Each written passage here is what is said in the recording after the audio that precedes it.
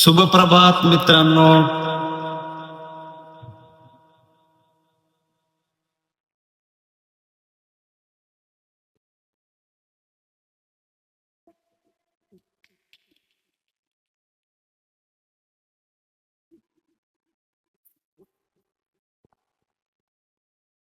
तर आज आहे मंगळवार. आजी इकडं पाणी तापतंय. शाबोडे इकडं.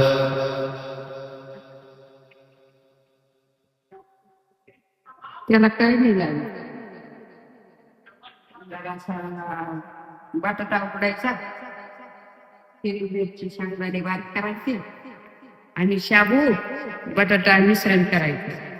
एकदम छान म्हणतात शाबू वडे.